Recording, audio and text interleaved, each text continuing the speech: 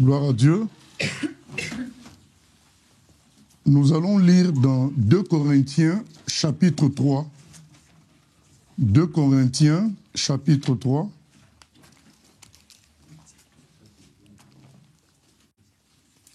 Nous lisons dans 2 Corinthiens, chapitre 3, verset 3. Il est écrit ceci.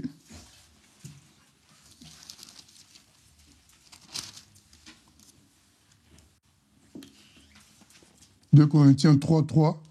Vous êtes... » On peut commencer même à partir du verset 2. « C'est vous qui êtes notre lettre, écrite dans nos cœurs, connue et lue de tous les hommes. » Je recommence. « C'est vous qui êtes notre lettre, écrite dans nos cœurs, connue et lue de tous les hommes.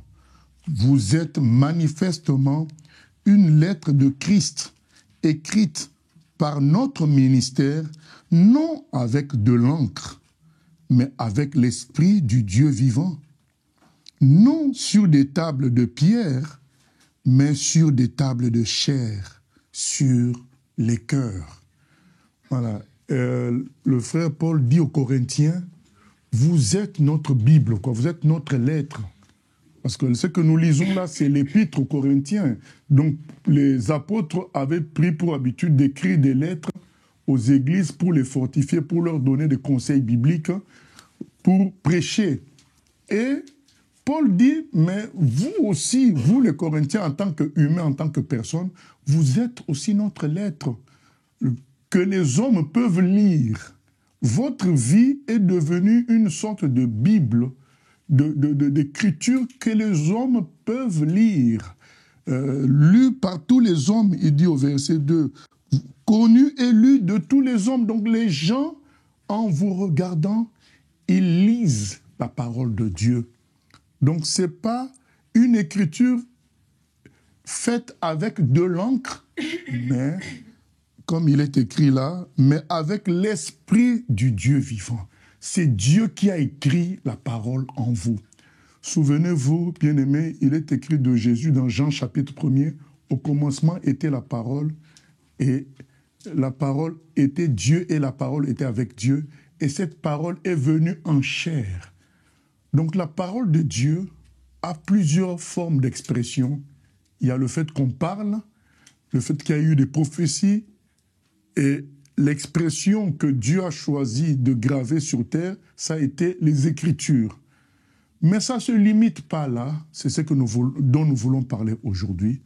Notre exhortation, c'est est-ce que tu es une Bible fermée ou bien tu es une Bible ouverte? Voilà, ça ne se limite pas aux Écritures. Dieu a écrit aussi dans la vie des transformés. Donc quand quelqu'un est transformé par la puissance de Dieu, par l'Évangile, il devient lui-même une sorte de Bible ouverte, lue par les hommes. Nous vivons un temps, déjà c'était autrefois comme ça, mais plus encore à notre époque, il y a beaucoup de religions, beaucoup de doctrines, beaucoup de prédications, beaucoup de paroles, de toutes sortes, beaucoup de discours. Et il vient un temps où la vérité doit faire la différence. Pas seulement dans les discours. Dire que Jésus est la vérité, c'est un discours. Quelqu'un va dire aussi que Mohamed est la vérité. Donc les discours, il y en a. Et les gens, les humains sont parfois perdus dans toutes ces multitudes de discours. Et même dans le même genre chrétien qu'on appelle évangélique, il y a plusieurs discours. Les discours, il y en a. Il vient un temps où les gens ont besoin d'écouter Dieu dans le langage de la vie que produit Dieu lui-même.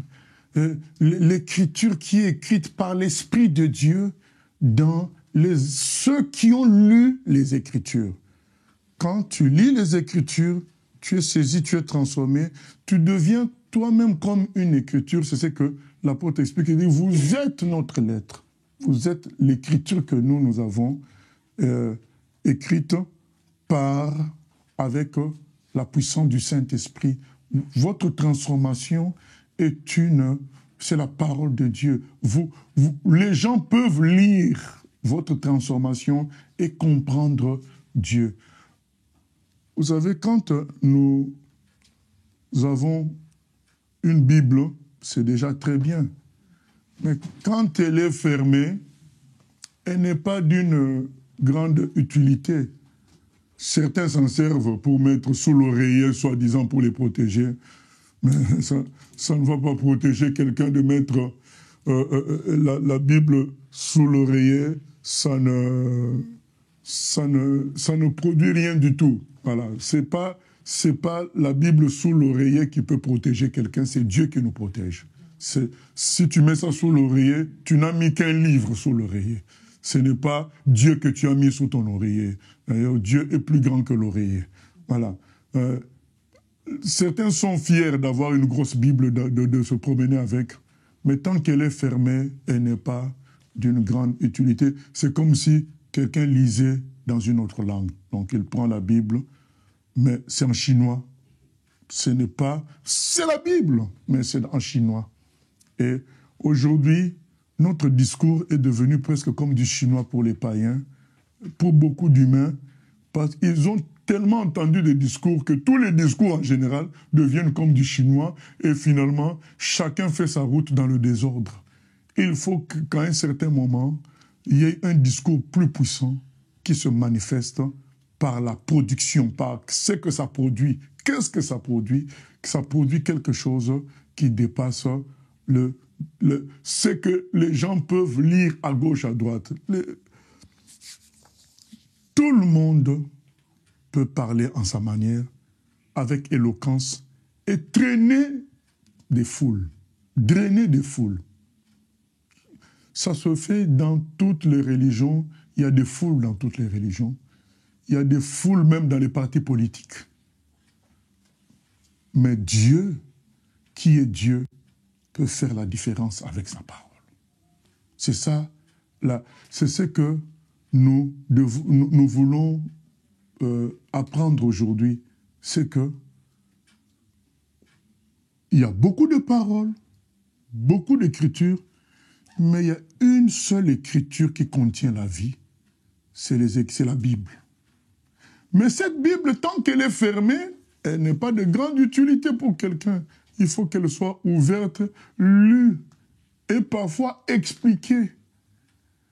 Et aujourd'hui, les gens, non seulement ils sont voilés par le diable, mais deuxièmement, ils ont entendu tellement de discours qu'ils mélangent tous les discours.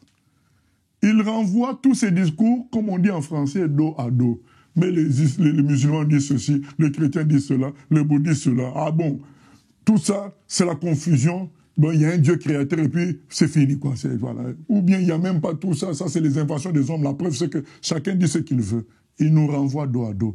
Ben, il faut qu'il y ait une différence. Il faut que le discours qui donne la vie soit expliqué, lu dans la langue que tout humain, même le villageois, peut lire, la langue de la vie, de la transformation visible, du changement concret.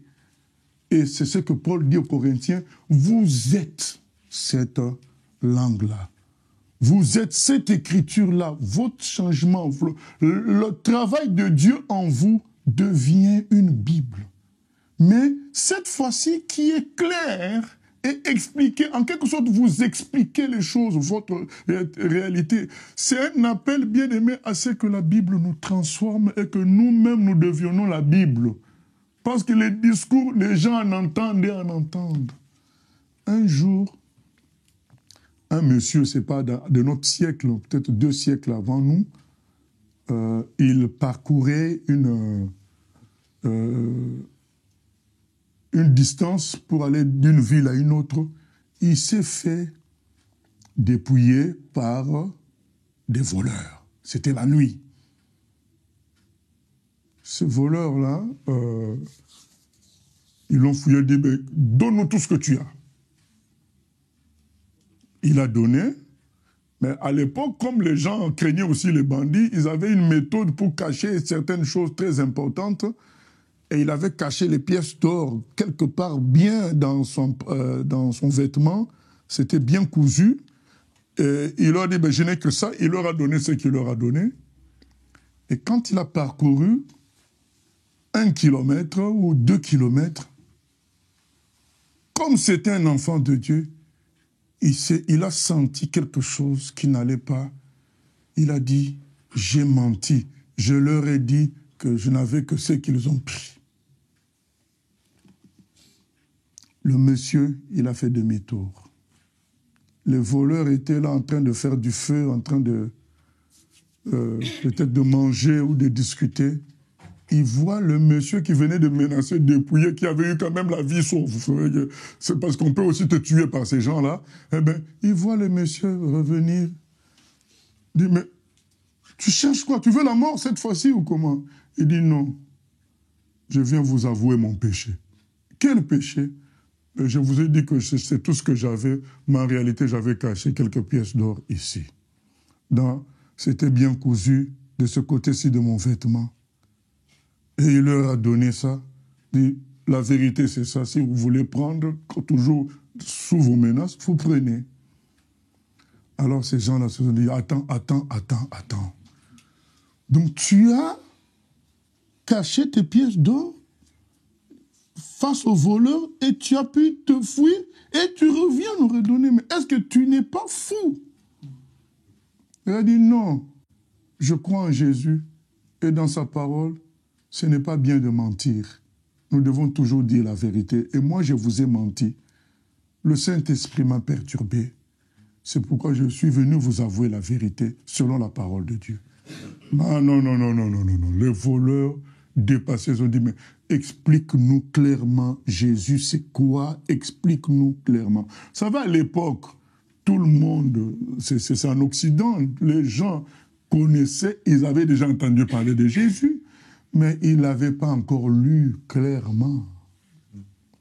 Là, maintenant, ils venaient de voir concrètement, là maintenant ils venaient d'écouter Jésus selon leur langue à eux. C'est comme s'ils avaient toujours entendu Jésus, mais en chinois. Là maintenant ils venaient d'entendre Jésus selon leur langue. Ils se sont assis, le monsieur a parlé de Jésus. Il leur a expliqué les choses. Ils se sont repentis, ils se sont convertis. Ils n'avaient jamais entendu parler de Jésus. Quand je dis qu'ils n'avaient jamais entendu parler de Jésus, ils avaient entendu, mais c'était du chinois comme eux, c'était vague, c'était bon, oui, c'est interdit de voler, c'est interdit ceci. Après, bon, quand tu apprends aussi que un tel chrétien lui-même aussi a volé, puis finalement, ça devient flou. Mais là, ils venaient de voir Jésus en vrai, dans sa parole. C'est ça la Bible lue aux hommes. C'est ce qu'on vient de lire là, dans 2 Corinthiens 3:2. Vous êtes notre lettre écrite dans nos cœurs, connue et lue de tous les hommes. Les hommes qui ont connu, puisque la ville de Corinthe était spécialisée dans la prostitution sacrée. Donc il y avait un temple où il y avait des filles avec des têtes rasées qu'on appelait des prostituées sacrées. Donc il y avait des cultes bizarres, païens, qui se faisaient là-bas. Et cette ville a été transformée par l'évangile. C'est pourquoi Paul dit, vous êtes, vous, la preuve de la puissance de l'évangile. Vous êtes l'évangile lu, connu de tous les hommes. Tous les hommes peuvent voir ce qui s'est passé en vous et comprendre notre prédication. Les Écritures, c'est parfait, pas de problème. Mais il y a des contextes où les choses deviennent comme floues par l'action du voile du diable et par la multitude de discours. Les gens se perdent, c'est discours contre discours. À un moment donné, la puissance de la vie, la puissance de la transformation doit trancher. C'est là que ce jour-là, ces voleurs-là ont vu un humain supérieur. Un humain supérieur. Ils ont vu, parce que vous savez, j'ai l'habitude de dire aux frères et sœurs que ne pensez pas que vous soyez les seuls à critiquer les autres. Les autres aussi vous critiquent. Quand tu es là à observer un frère ou une sœur dire « Ah, mais lui, son vêtement, lui, sa façon de se mettre propre, c'est vraiment charnel, et que, au lieu de saluer la personne normalement, il y a un certain dégoût, la personne aussi sent ce dégoût-là. Le cœur sait sentir ce que l'autre cœur manifeste. Et maintenant, quand cette personne sent ce dégoût-là, il se dit, mais ce sont des gens qui se disent chrétiens. Voilà comment ils m'accueillent. Voilà. Donc, pendant que toi, tu critiques l'un pour sa façon d'être, l'autre sent ta réaction négative aussi dans son cœur et dit, mais voilà, il veut me montrer quoi? Mais est-ce que Jésus aurait réagi comme lui? Non. Critique sur critique, discours contre discours. C'est ainsi que les païens, parfois, nous observant, ils disent, oh, mais c'est lui qui nous parle de Dieu maintenant. Dès qu'on a dit telle chose, crise économique, il tremble, il veut plus donner, il veut... Voilà, c'est cela qui se passe. Du coup, il y a comme une confusion. Et c'est pourquoi il faut des lettres vivantes aussi. Mis à part le discours, l'écriture, il faut des lettres vivantes qui témoignent de la transformation que les Écritures apportent. C'est ce que Paul dit à Corinthiens, vous êtes notre lettre. Nous n'avons même pas besoin de parler, les gens en vous observant, ils comprennent maintenant ce que nous prêchons. Ils voient la transformation, ils voient les miracles, ils voient les choses se faire. Et ce jour-là, ces voleurs se sont convertis, ils ont vu. En Chine, il y a des chrétiens qui... Parce qu'en Chine, il y a souvent l'agriculture en escalier, sur des flancs de montagne. Et les gens peuvent occuper un niveau, et d'autres occupent le niveau supérieur, et ainsi de suite. Et les chrétiens étaient au-dessus d'une communauté de païens qui avaient pris pour habitude de trouver les tuyaux des chrétiens pour récupérer l'eau des chrétiens pour arroser gratuitement leurs champs. Et c'était toujours des disputes et des polémiques chrétiens contre ces païens. Ces païens savaient qu'ils volaient, mais ils ne trouvaient pas extraordinaire que vous aussi vous vous fâchiez comme ça, vous vous dites des chrétiens. Mais pourtant, eux, ils volaient. Mais vous savez, comme j'ai dit, les discours, les gens entendent. Mais après, quand vous vous fâchez, vous vous disputez, et en vous disputant, il y a toujours des écarts de langage, ça finit par annuler le discours que tu avais dit avant. Donc, à un moment donné, il faut la lettre vivante. La vie qui montre l'effet du discours. Une vie qui soit supérieure à l'être humain normal. Parce que nous prétendons que notre parole vient du ciel. Notre Dieu est celui qui est au ciel. Donc, il faut que ce ciel-là soit rendu visible. C'est ça la Bible ouverte. Maintenant, quelqu'un peut lire et voir l'explication par trois. Et le Saint-Esprit a parlé aux chrétiens, ils se sont repentis et ils ont décidé d'appliquer les Écritures, parce que les gens, parfois, ils cachent certains versets, donc la Bible est fermée parfois. Quand il y a des versets que l'on ferme, un verset qui dit, quand on te tape sur la joue gauche, donne la joue droite. C'est pourtant écrit clairement, et les gens trouvent, non, c'est une image. Non, c'est pas une image. C'est dit comme ça. Ils ont décidé d'appliquer ce verset-là. Alors, qu'est-ce qu'ils faisaient maintenant? Avant d'arroser leur propre champ, ils arrosaient gratuitement d'abord le champ des voisins païens, des gens qui étaient en dessous, pour qu'ils n'aient pas envie de leur voler leur eau. Ben, on arrose d'abord votre champ, et puis on arrose le nôtre. Mais ça fait une facture, ça fait une difficulté, ça fait du travail. Mais ils se sont dit, le Seigneur a dit, celui qui veut te prendre un manteau, donne-lui le second. Ben, nous allons être vainqueurs du mal par le bien. Ils ont décidé d'appliquer les Écritures. C'est ça ma prédication, mon exhortation, c'est qu'il faut que l'Écriture prenne vie en nous et devienne une lettre vivante lue pour les autres. Sinon, c'est du discours, et les gens entendent discours, beaucoup de discours. À un moment donné, il faut que la lettre devienne vivante. Quand ils ont fait ça, les païens se sont dit, ça c'est la folie, c'est inimaginable. Pourquoi ils arrosent gratuitement notre champ? Qu'est-ce qu'ils ont? Choqués par une telle surhumanité, supériorité, ils sont partis voir les chrétiens. Ils me disent, mais qu'est-ce que ça peut... Qu'est-ce qui vous prend de souffrir ainsi pour arroser notre champ? Qu'est-ce qui vous prend? Et les chrétiens disent, mais puisque vous volez notre eau, mais la parole de Dieu que nous servons nous demande de faire le bien à ceux qui nous font le mal. C'est pourquoi nous avons décidé de rajouter encore à ce que vous faisiez, de vous arroser, d'arroser d'abord votre champ, de vous faire le bien, et nous comptons sur notre Dieu pour s'occuper de nous. Ah! Mais quel est ce Dieu-là? Explication. Explication, conversion. C'est ça, bien-aimé. Et quand il y a conversion, qu'est-ce qui va se passer? Ils ne vont plus voler votre eau. Puisque eux-mêmes sont convertis maintenant, ils ont appris maintenant à arroser leur propre champ honnêtement. Voyez comment la parole vivante, la lettre vivante, après ça transforme les gens. Parce qu'ils voient, c'est comme si maintenant c'est écrit en leur langage. Vous savez, les gens, moi j'ai lu beaucoup de livres de missionnaires. Vous savez ce que disent les gens?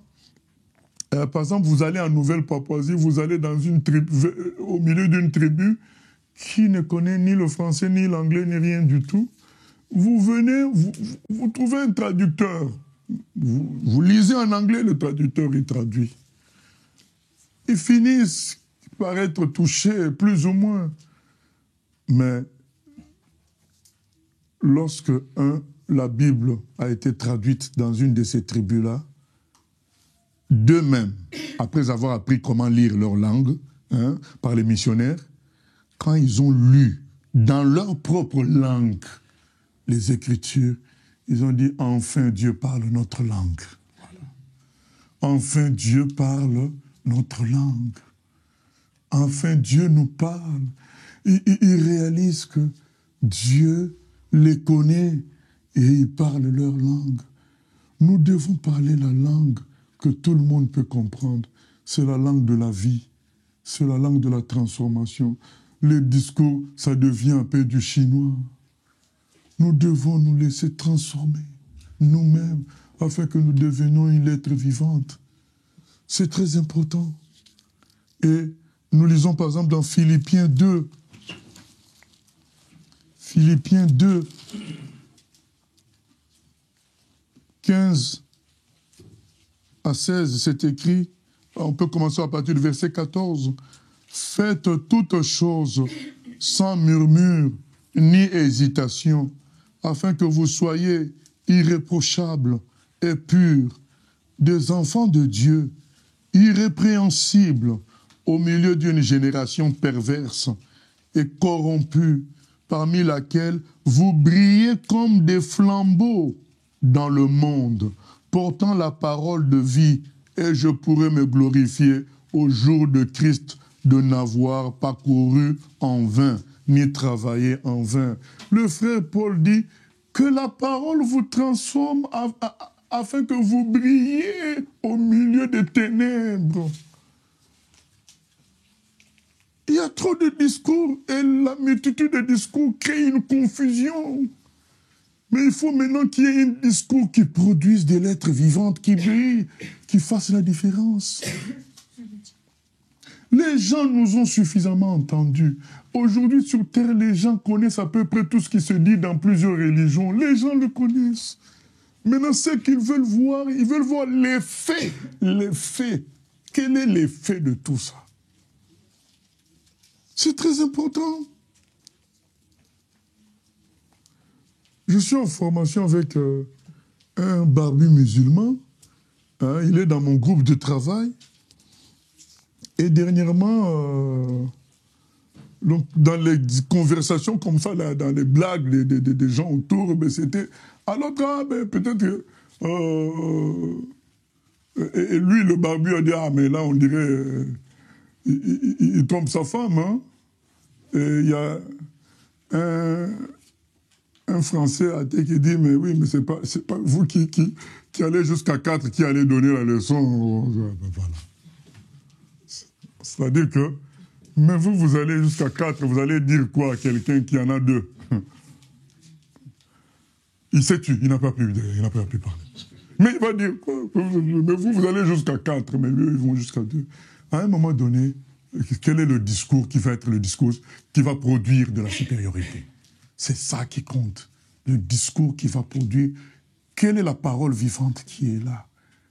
Bien-aimé, cet homme-là est connu dans notre classe comme étant le plus coléreux, le plus irascible, qui se fâche pour tout et pour rien.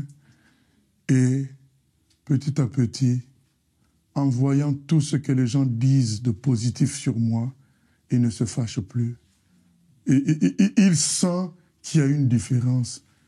Quand je ne suis pas, parce que plus ou moins c'est connu que je suis pasteur, et lui il est barbu, donc c'est connu plus ou moins qu'il est, puisque parfois il prie devant nous là, il met son tapis, il prie. Moi je ne prie pas, mais quand j'apporte du café, je donne à tout le monde. Quand il y a des revendications, je ne crie jamais. Quelqu'un oublie de fermer la porte, je ne crie pas, viens refermer, je vais fermer la porte à sa place. Depuis, ça circule, les gens... Même un jour, quelqu'un s'était fâché contre quelqu'un d'autre. Quand il est revenu me demander à moi pardon.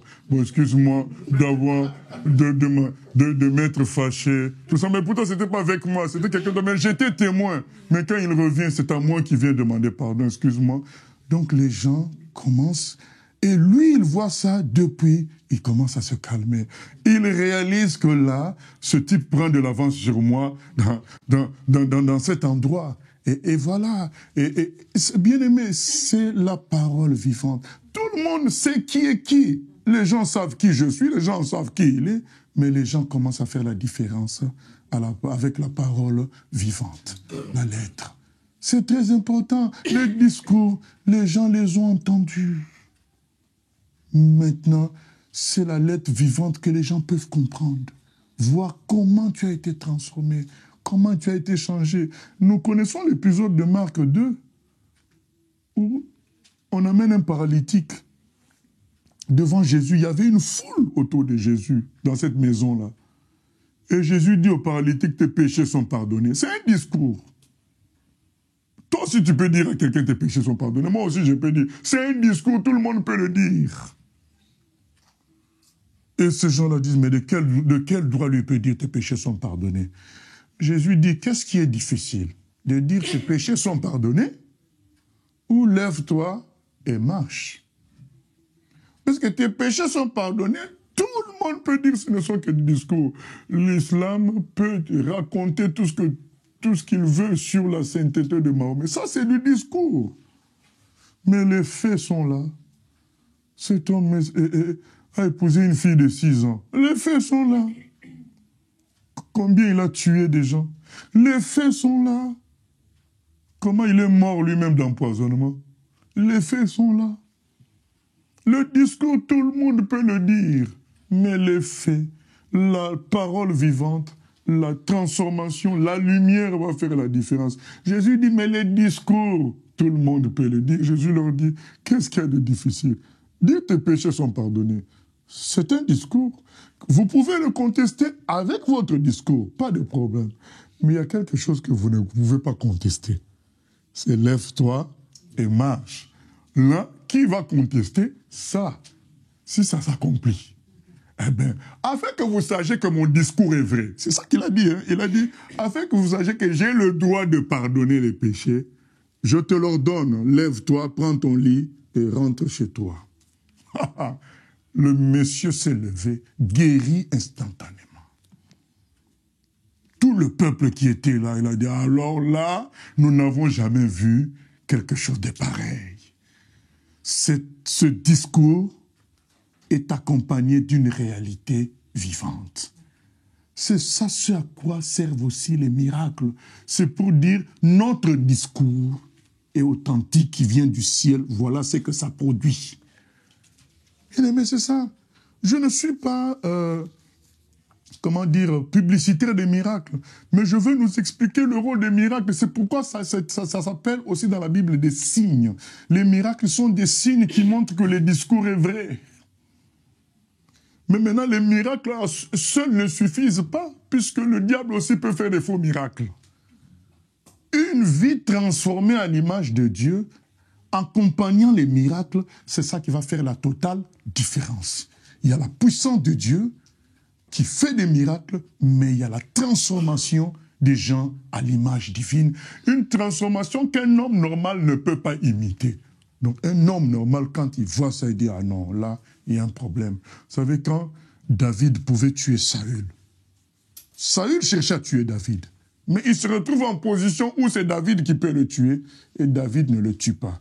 Mais David s'éloigne. Il dit à Saül, il crie de loin, « Saül, mon père !» Il dit, « Mais David, c'est toi, où est-ce que tu es ?» Il est à distance puisqu'il sait qu'on peut le poursuivre. Il dit, « Mais regarde là où tu dormais. J'ai oublié qu'est-ce que David avait pris. Nous avons pris quelque chose là. Donc ça veut dire que nous pouvions te tuer. Tes gardes n'ont pas su te protéger. Mais nous ne t'avons pas tué parce que la méchanceté appartient aux méchants. » Voilà une des phrases célèbres de David. Nous ne sommes pas des méchants. Nous ne pouvons pas tuer pour tuer. Mais toi, tu cherches à me tuer. Pourquoi? Vous voyez, Saül pouvait avoir toutes sortes de raisons de se fâcher contre David, mais ce jour-là, il a dit, « Tu es de Dieu, mon petit. Que Dieu te bénisse. Tu es plus pur que moi. » Il a vu la réalité. Il pouvait me tuer, mais il ne m'a pas tué. Il a dit, « Tu es vraiment de Dieu. Que Dieu te bénisse. C'est toi qui seras... » Il lui dit même, « C'est toi qui seras roi. » Parce qu'il a vu que ça, ce qu'il a fait, un homme normal ne peut pas le faire. Un homme normal ne peut pas le faire. Quand tu vas pardonner à quelqu'un qui a tué un de tes parents, tu vas pardonner à quelqu'un qui t'a tapé, tu souris, tu lui sers à manger, il dit, « Ah non, c'est pas possible. » Moi, c'est comme ça que j'ai été touché. Ma conversion a 3 phases. La deuxième phase, c'est que j'ai vu quelqu'un, alors que nous étions dans des circonstances où la nourriture était difficile, cette personne-là a vaincu la nourriture. Tu as dit, non, là, cette personne, c'est un extraterrestre. C'est pas normal. Nous avons déjà mangé notre part, nous lui avons laissé une petite part, il vient, il me propose de l'accompagner. Non, je dis non. Quand il m'a proposé ça, j'ai dit, mais est-ce qu'il est sérieux? Nous, on a déjà mangé. Lui, les absents ont tort, donc nous lui avons laissé une faible part. Et avec sa faible part, il veut partager avec moi. J'ai dit, non, il n'est pas sérieux. Mon éducation m'a fait dire non. Et puis, il ne s'arrête pas à moi. Il invite un autre copain, lui qui était vraiment un vrai voyou méchant. Lui, il est venu manger quand même. Alors qu'il avait déjà mangé. Alors quand j'ai vu, en fait j'étais comme déchiré à sa place. Je dis, mais il a peur, il partage encore, mais il est fou ou quoi? Mais quand tu dis tout ça, en réalité l'esprit t'a déjà saisi. C'est fini. J'étais déjà vaincu ce moment-là. Donc sans me prêcher, on habitait la même maison, mais il ne me prêchait pas. Mais quand ils prêchaient d'autres gens à l'extérieur, ils ont fait maintenant quelques convertis, ils voulaient maintenant les baptiser. Et puis l'un d'entre eux dit, mais oui, mais il y a Eric qui est là, mais toi, ta situation c'est comment? Tu ne veux pas te convertir à Jésus? Et tu ne veux pas te faire baptiser? Moi je dis, mais j'ai été baptisé, bébé. Je dis, mais non, mais ça c'est pas le baptême. Regarde ce que disent les Écritures. Ils m'ont montré Marc 16, 15 à 16. J'ai lu, ceux qui croiront et qui seront baptisés sont sauvés. Ils m'ont expliqué en 10 minutes. En 10 minutes, je me suis décidé à suivre Jésus. Au fait, déjà, ce que je voyais en eux m'avait déjà pris. Sans qu'ils me parlent. Ils ne me prêchaient pas. J'étais dans la même maison, mais ils ne me parlaient pas. Eux, ils allaient faire leurs activités à l'extérieur. Ils venaient dormir, manger avec nous à la maison. Ils ne parlaient pas de Dieu. Ils allaient prêcher à l'extérieur, ils venaient. Mais leur vie m'avait déjà touché. C'était une lettre vivante. Et ça, bien-aimé, devenons des lettres vivantes. C'est ça qui va faire la différence. Que cette parole que nous voulons porter devant les gens, mais qu'elle nous transforme nous-mêmes d'abord.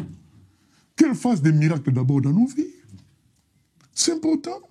Je me souviens une fois, à une époque, j'habitais un immeuble où il y avait une dame qui avait le dos courbé, presque à 90 degrés, donc presque comme ça. Et une fois, nous nous sommes vus dans l'ascenseur. Je lui ai dit, madame, mais Jésus peut vous transformer, peut vous guérir. Et à l'époque, Jean-Paul II avait eu des maladies. Il était devenu un mort-vivant, quoi. Lui aussi, il avait le dos courbé presque à 90. Et la dame, vous savez ce qu'elle me répond? Est-ce que vous avez vu le pape? Donc, ça dit, tu me parles de votre Dieu chrétien, là, mais votre grand maître, lui-même, il est malade, non? Pourquoi votre Dieu ne le guérit? Elle n'a pas beaucoup parlé, elle a dit seulement, vous voyez le pape? Une lettre vivante. Vous venez proposer la guérison à quelqu'un, mais votre grand maître lui-même. Voilà. Mais est-ce que je devrais... Je n'ai pas eu même le courage de lui dire, mais non, mais ce n'est pas un chrétien le pape. Mais bon, je dis, ben voilà. Seigneur, il nous faut la manifestation de ta gloire, de ta puissance. Les choses doivent changer. Il faut que... Voilà, c'est ça, bien-aimé. Les gens ont besoin de lire la lettre vivante. Les écritures, les discours, c'est très bien, mais ils en entendent beaucoup. Il faut maintenant que les lettres vivantes appuient la source, c'est-à-dire les Écritures. Que nos vies montrent cela. Laissons-nous transformer par le Seigneur. Acceptons le sacrifice de ceux qui se laissent transformer. Parce que quand on se laisse transformer, il y a des sacrifices. Nous perdons des choses. Les gens nous prennent pour des poltrons. C'est le chemin de la transformation. Nous, tout ce que nous voulons des miracles pour épater, pour dire que nous avons raison. Mais ça ne suffit pas, les miracles. Parce que les gens peuvent voir le miracle aujourd'hui et oublier après un mois, retourner à leur vie. Mais notre vie de tous les jours en face d'eux, ça parle. Tout le temps. Le miracle va se passer aujourd'hui, après les gens oublient. Mais quand nous rajoutons la vie de tous les jours, les gens avec qui nous habitons vont subir le poids de la parole, hein, subir positivement. Nous sommes comme une parole qu'ils subissent tous les jours. Un jour, leur cœur se déchire, ça reçoit cette parole-là. Acceptons de devenir des lettres vivantes. Laissons-nous transformer par la parole de Dieu nous-mêmes. Ne soyons pas pressés qu'il y ait seulement les miracles. Disons, Seigneur, que je sois la parole vivante par ma vie, par mon sacrifice au milieu des païens, par mon humilité, la dernière place que je vais prendre, tout ça, les pertes que je vais subir à cause de la vérité, à cause de ton amour, que je les accepte, que je devienne une lettre vivante. Chez moi, à la maison, s'il faut dire pardon, que je le dise, que je sois une lettre vivante pour même d'autres chrétiens, que ces gens-là puissent se dire, bon, c'est vrai que nous avons mal parlé de lui, nous avons fait ceci, mais il ne répond que par le bien. Après tout, c'est nous qui sommes les mauvais. Voilà. Il y a un moment donné, les gens disent, non, après tout, c'est moi. Parce que lui, depuis que je lui fais les misères, il continue toujours à répondre bien. Finalement, c'est lui qui est meilleur. Comme Saül a dit, hein, Saül a dit. Parce que chacun pouvait dire, moi, je suis un roi établi par Dieu. David, de l'autre côté, dit aussi, mais c'est Dieu qui m'a oint par sa main. Hein? À un moment donné, Saül a dit, non, c'est toi le vrai. Parce que je cherche à te tuer, mais toi, tu pouvais me tuer, mais tu ne l'as pas fait. C'est ça, bien-aimé. Ne cherchons pas à gagner par le discours. Après avoir parlé, laissons la vie transformer, parler. C'est une lettre que tout le monde peut comprendre. Que Dieu nous aide au nom de Jésus. Amen. Père éternel, nous venons prier que tu nous aides à devenir des Bibles ouvertes. Des Bibles ouvertes, lues et expliquées, et non pas à demeurer des Bibles fermées qui peuvent avoir des franges dorées, des titres dorés, mais qui ne sont pas lus, qui ne produisent pas grand-chose. Seigneur, nous voulons, par nos vies, par la transformation que tu opères en nous, par les miracles, par la puissance du Saint-Esprit, être des Bibles lues et expliquées pour tous les hommes, en commençant par là où nous travaillons, nous habitons, nous étudions. À toi la gloire, la louange au siècle des siècles. Amen. Dieu nous bénisse.